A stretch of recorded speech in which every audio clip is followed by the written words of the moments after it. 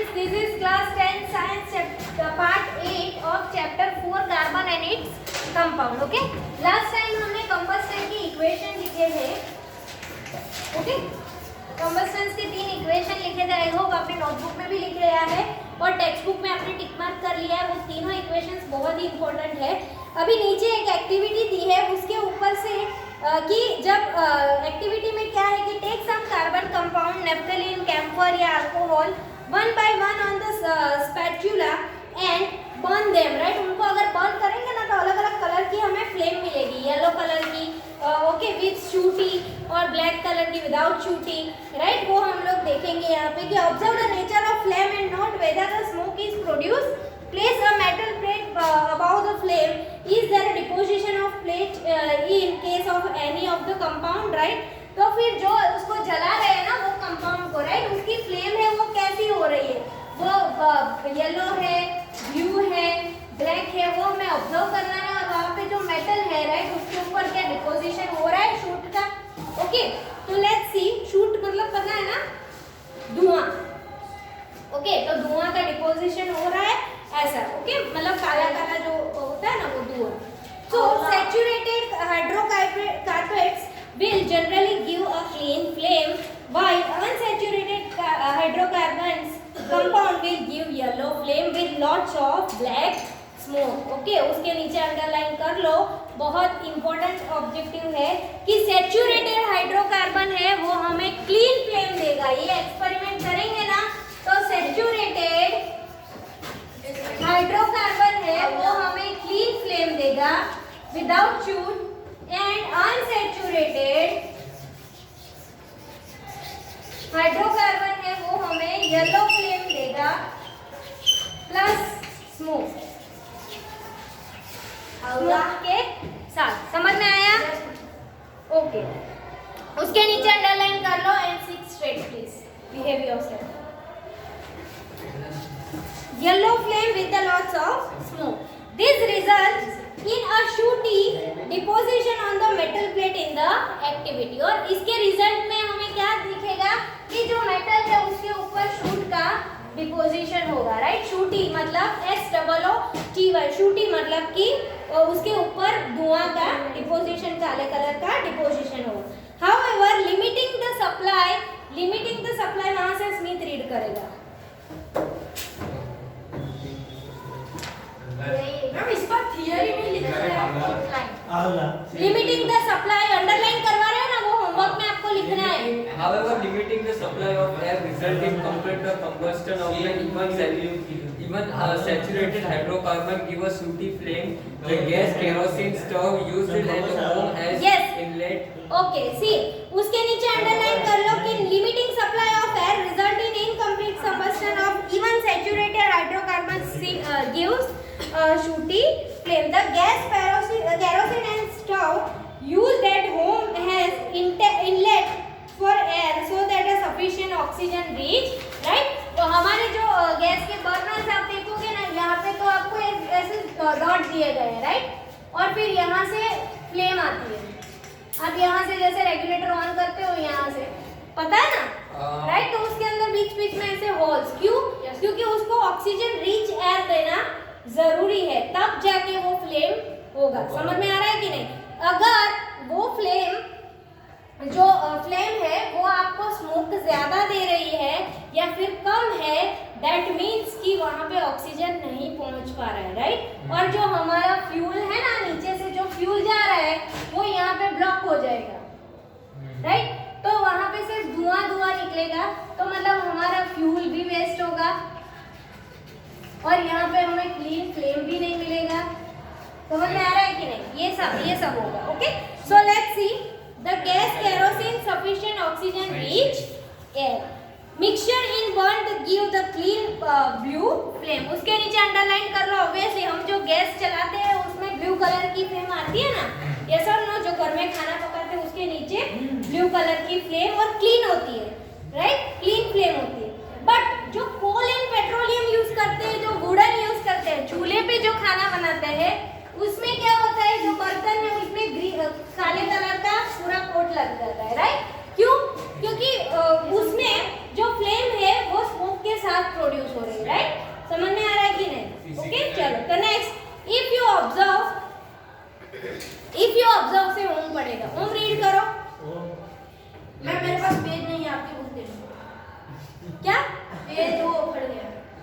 Book में से read करना है। इधर आ जाओ, धनराज के बाद बैठो। मेरे पास नहीं। इधर आ जाओ, फर्स्ट बेंच। ये ना। रीड करो। इफ यू ऑब्जर्व, यहाँ से। अरे मैम ये तो है नहीं, यहाँ पे बैठ जा, यहाँ पे बैठ जा। मुझे लगा ये वाला यहाँ पे तू परमानेंट है। मैम कौन सी line? If you observe the bottoms of cooking vessels getting blended, it means that the air holes are blocked or fuel is getting wasted. Fuel such as उसके नीचे अंडरलाइन कर लो। If you observe that the bottom of vessel, जब हम coal and petroleum से wood से खाना बनाते हैं तो उसके वेसल से उसके नीचे काला कलर का हो जाता है, राइट? वो क्यों? वो फ्लेम है, वो स्मोक के साथ आ रहा है इसीलिए। It means that the air holes are blocked and fuel getting wasted, right? और फ्यूल है वो वेस्ट होते हैं, राइट? चलो next, fuel such as coal and petroleum, fuel such as coal and आगे बढ़ो, have some amount of nitrogen and sulfur in them. This combustion results in the formation of the oxides of sulfur and nitrogen, which are major pollutants in the environment. Yes, see जो कोल and petroleum है ना जो काम में, तो उसमें क्या होता है, सल्फर एंड नाइट्रोजन ज्यादा होता है, राइट? जो हम लोग एलपीजी यूज करते हैं ना, लिक्विफाइड पेट्रोलियम गैस, जो हमारे सिलेंडर में होता है, गैस सिलेंडर, या फिर जो पाइपलाइन में जो सीएनजी गैस आ रहा है या सिलेंडर गैस, वो क्या है कि वो स्मोकलेस होता है, राइट? तो वो एनवायरनमेंट के लिए अच्छा है। बट जो कोल एंड पेट्रोलियम है जो वुडन यूज करते हैं गांव में, राइट, उसमें क्या होता है कि सल्फर एंड नाइट्रोजन ज्यादा है, क्योंकि वो obviously animals and organic material के रेसिड्यू से आ रहा है, राइट? वो डिकम्पोज होके आ रहा है, तो उन सब में ये सारी चीजें तो होगी। तो वो जब जल रहा है ना सल्फर एंड नाइट्रोजन, तब एनवायरनमेंट में nitrogen oxides and sulphur oxides, right? और हमने जो ग्रीन हाउस इफेक्ट है जो आपने पढ़ा होगा एसिड रेन्स एंड उसमें, राइट? तो ये गैसेस कैसे होते हैं, acid rains green house effect में, ये आपने पढ़ा है ना कि ये गैसेस कैसे होते हैं, ये गैसेस कैसे होते हैं, हार्मफुल होते हैं, राइट? एनवायरनमेंट के लिए पॉल्यूटेड होते हैं, ठीक है? ओके, तो some amount of nitrogen and sulphur in land भी ऐसा ही होता है, केरोसिन, यस। तो their combustions result in the formation of oxide of sulfur and nitrogen, which are major pollutant in environment. Okay, और ये है वो environment के लिए बहुत ही polluted है। Next is oxidation. Okay, next is oxidation. तो इसमें समझ में आया कौन सा दूसरा MCQ बनेगा कि कोल एंड पेट्रोलियम से जो हो रहा है उसमें धुआं क्यों, वो एनवायरनमेंट के लिए क्यों पॉल्यूटेड है? कोल एंड पेट्रोलियम जलाते हैं तो वो एनवायरनमेंट के लिए क्यों पॉल्यूटेड है? क्यों पॉल्यूटेड है? वो एनिमल के डिकम्पोजिशन से बने हैं। यस, तो उसके अंदर क्या ज्यादा है? Sulphur and nitrogen. तो जब उसको जलाएंगे तो क्या जलेगा? सल्फर एंड नाइट्रोजन, तो sulphur dioxide and nitrogen dioxide बनेगा, जो गैसेस हमारे एनवायरनमेंट के लिए हार्मफुल है। चलो ऑक्सीडेशन, तिथि रीड करो oxidation. You have learned about oxidation reaction in your first chapter. Carbon components can be easily oxidized or combustion. In addition of this complete oxidation, we have reactions in which alcohols are converted to carbon dioxide or oxygen.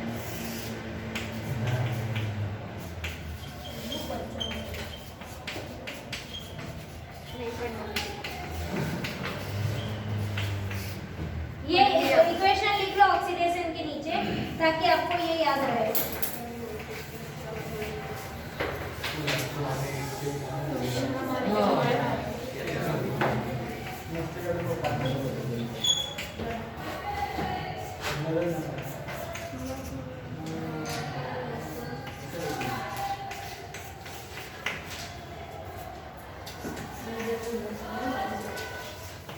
बहुत अच्छे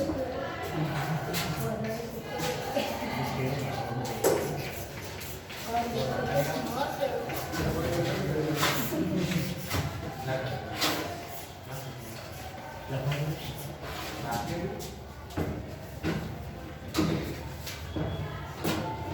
लाभुराम, यहाँ पे मैंने कुछ हाँ वो लिख रहा है, ओके लिख लो। हाँ हाँ सॉरी, हम भी लिख देते हैं।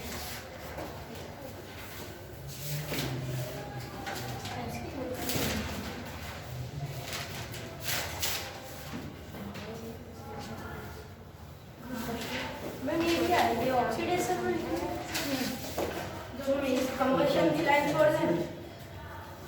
कंबशन के मैंने 3 लिखवाए थे, आपने नहीं लिखे? हाँ वो तो मैंने अंडरलाइन कर दिया। चौकड़ी बात ना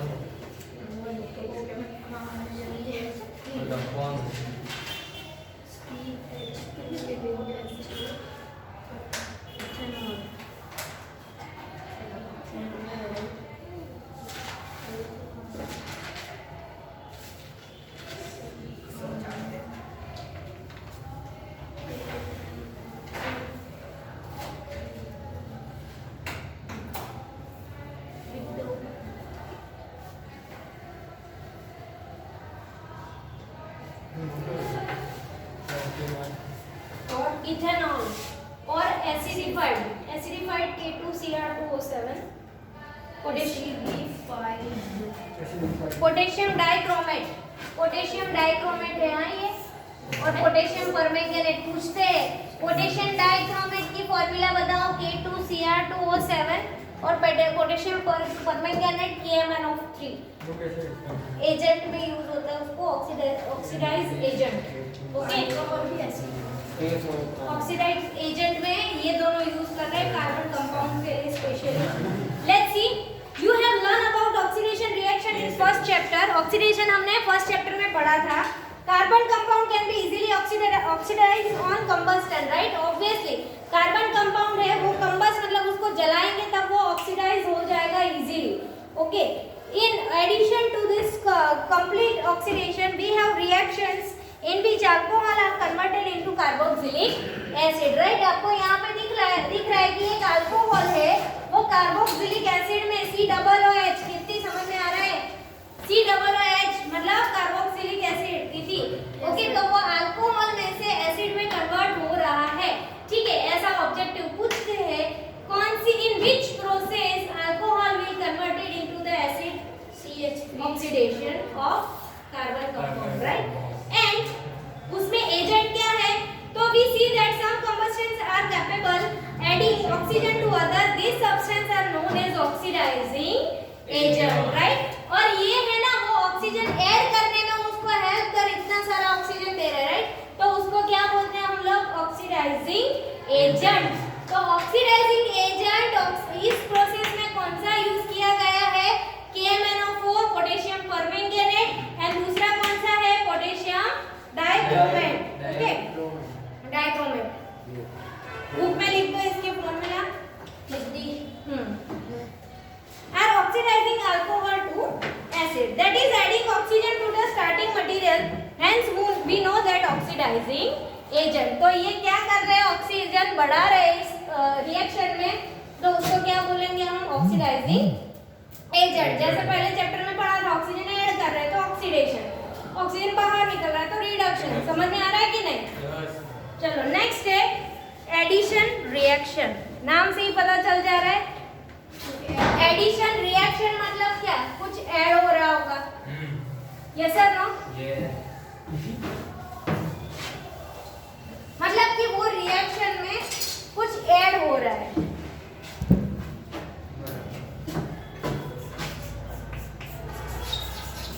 चलो एडिशन रिएक्शन रीड करेगा धनराज। मैं बोल रहा मेरी बारी आई। मैंने कब बोला था?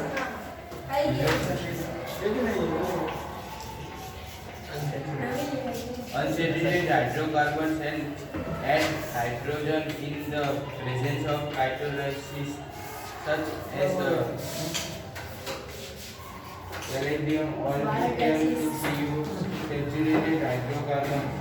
Catalysis are substances that cause a reaction to occur. Catalyst बोलते हैं उसको। देखो, अनसैचुरेटेड कार्बोहाइड्रेट्स ऐड हाइड्रोजन, ठीक है?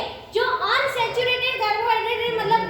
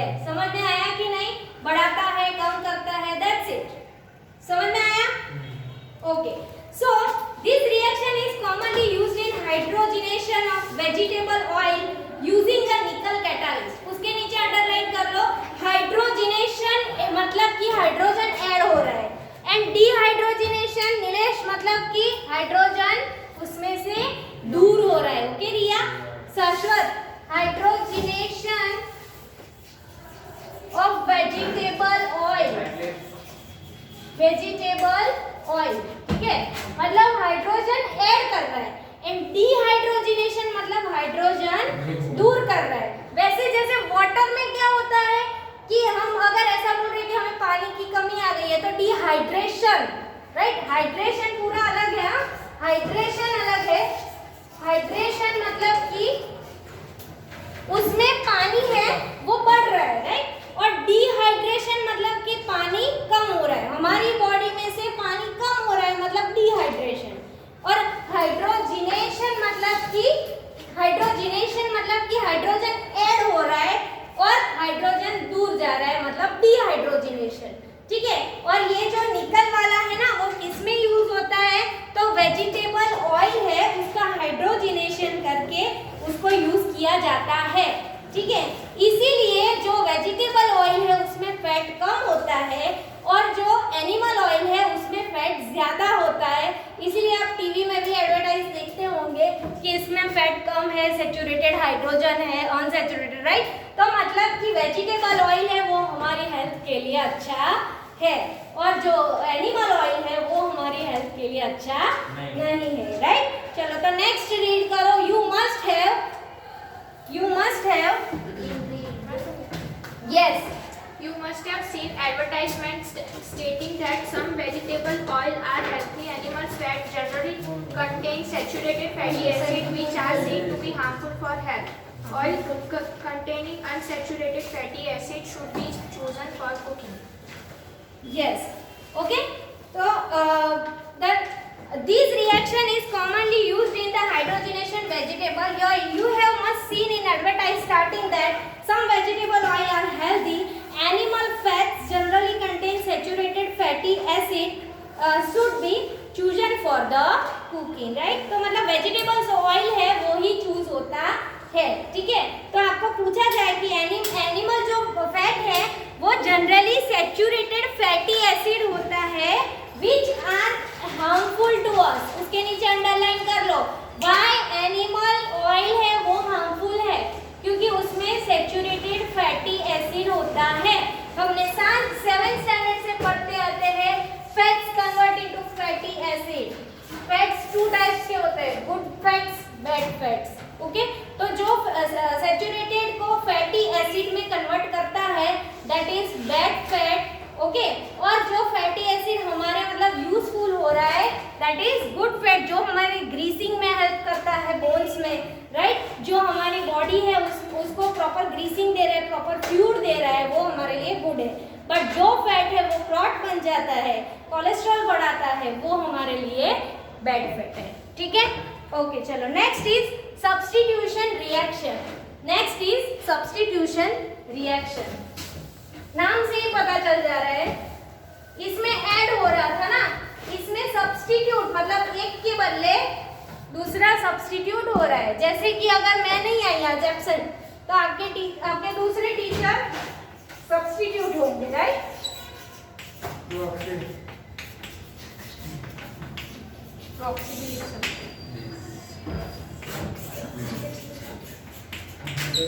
चलो शाश्वत रीड करो। What is substitution reaction? अटकी हुई है उसको दे देना। Substitution reaction.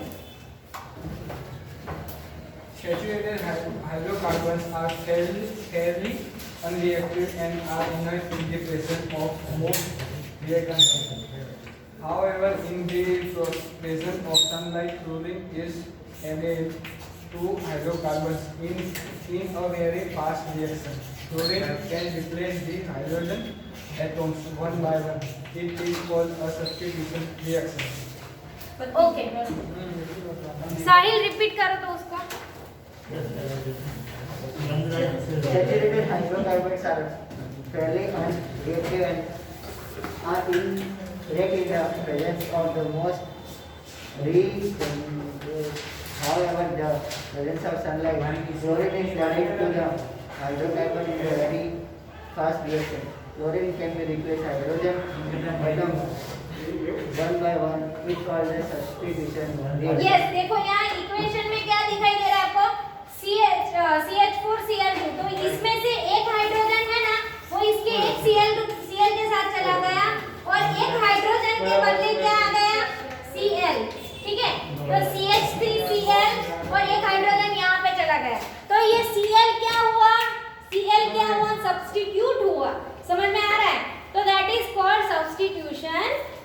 reaction. Okay, चलो next. Properties of ethanol. Let's see. Ethanol is liquid at room temperature. चलो शाश्वत रीड करो तो ethanol नहीं है properties of ethanol. Ethanol is a liquid at room temperature. It was for the melting and boiling point of ethanol. Ethanol is commonly called alcohol, मतलब गाढ़े, and it is the in ma'am ये क्या लिखा है? Ingredients of the alcoholic. बस बसी. उसके नीचे अंडरलाइन कर लो. First of all very important question. Ethanol is liquid at room temperature. Underline कर लो. इथेनॉल रूम टेम्परेचर पे कैसा होता है? लिक्विड होता है. For the melting and boiling points of the ethanol is commonly called alcohol and it is active ingredient of all alcoholic drink. उसके नीचे अंडरलाइन कर लो.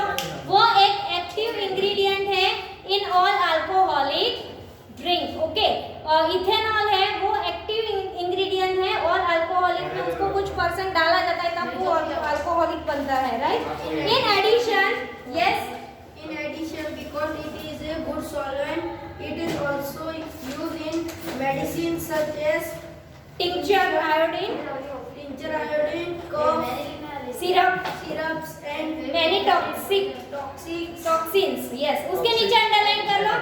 टॉक्सिन्स. हाँ, इथेनॉल. सी इथेनॉल कहाँ यूज होता है? तो मेडिसिन जैसे कि tincture iodine, cough syrup. Okay, cough syrup में भी उसको डाला जाता है थोड़ा परसेंट एंड मैनी टॉनिक्स. उसके नीचे अंडरलाइन कर लो. Ethanol is also soluble in water in the proportion consumption of small quantity of dilute ethanol cause drunkenness. Even though this practice is condemned it is socially widespread practice. However, intake of even a small quantity of pure ethanol called absolute alcohol, right? बहुत ही छोटी ethanol की quantity लो तो उसको भी हम absolute alcohol, absolute मतलब pure alcohol बोल सकते हैं, इतना वो स्ट्रांग होता है. Can be lethal. लिथल मतलब हमारी हेल्थ के लिए वो वर्स्ट है. ठीक है. Also long term consumption of alcohol leads to many health problem. Even we can die if we will continuously intake it. अगर मेडिसिन में अल्कोहल न डाले वो असर नहीं करेगी. असर तो करेगी बट मतलब कि उसमें ऐसा केमिकल प्रोसेस करके ही मतलब जो कफ है उसको बाहर निकाला जाता है. राइट. बट अगर आप वो मेडिसिन लिए बिना भी कफ निकाल सकते हो बट उसके लिए बहुत दिन लग जाएंगे तो वो कफ की जो मात्रा है वो बढ़ जाएगी और इन्फेक्शन होने के चांसेस बहुत बढ़ जाएंगे इसीलिए. राइट. बट जैसे कि आपको पता है कि मेडिसिन भी साइड इफेक्ट करती है. राइट. तो अगर आप मेडिसिन ना लो वही बेटर है क्योंकि आपकी बॉडी फिर उसकी एडिक्ट हो जाएगी. यस, किडनी पे. अब भी नहीं होता. हाँ, चलो next. Reaction of ethanol. Okay, reaction of ethanol. तो इथेनॉल का सबसे पहले यहाँ पे सोडियम के साथ रिएक्शन दिखाई. देखो आप लोग टेक्स्ट बुक में सोडियम का साइड. तो alcohol react with sodium leading to evolution of hydrogen. Right.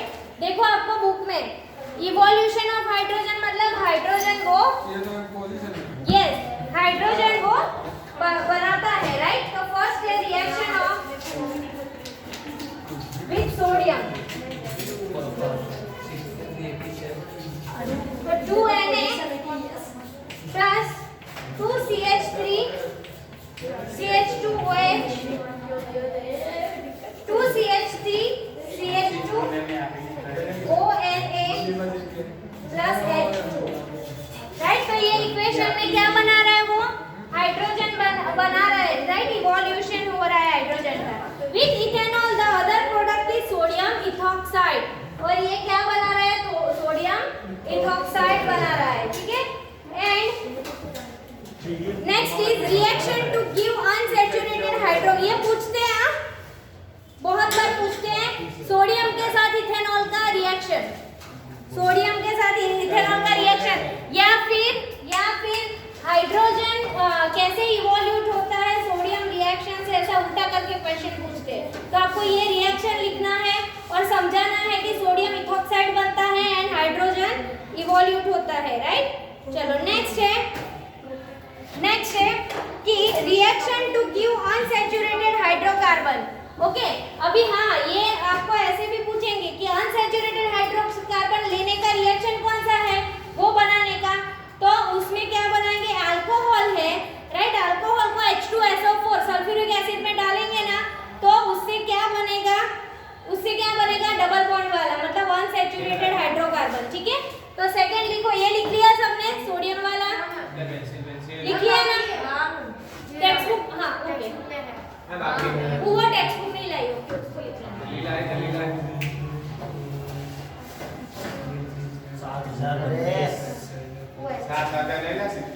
Dehydration reaction of equation है, डिहाइड्रेशन रिएक्शन भी पूछे तो भी आपको यही लिखना है, ठीक है। चलो सेकंड वाला लिखो, लिख लिया? हां एम कक्का आईच्या वर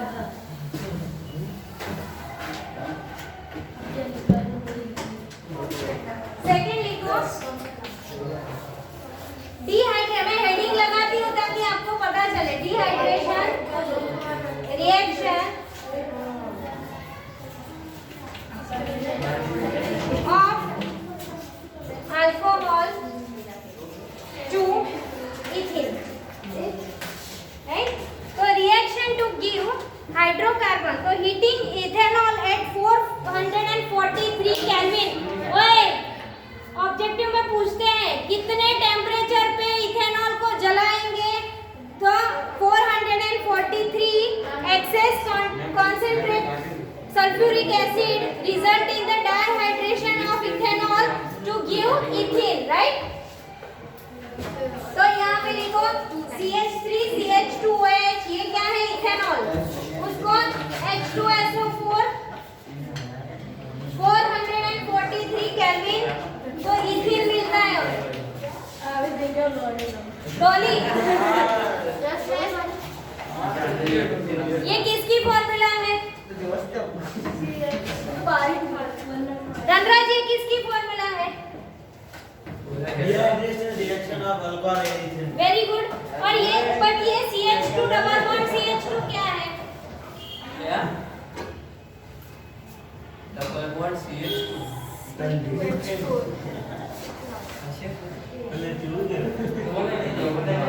ये इथीन है, ठीक है, और ये क्या है, इथेनॉल है। तो जब लिसन यहाँ पे पूछते हैं ऐसा, डिहाइड्रेशन रिएक्शन, डिहाइड्रेशन मतलब हाइड्रोजन निकल रहा है, राइट। यहाँ पे देखो, तो यहाँ पे क्या है कि जब इथेनॉल को आप 443 डिग्री पे H2SO4 में जलाएंगे तो इथीन मिलेगा आपको। ओके, समझ में आ रहा है कि नहीं? चलो next,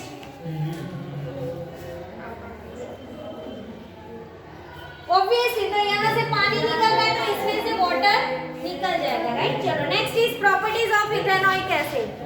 next is properties of ethanoic acid.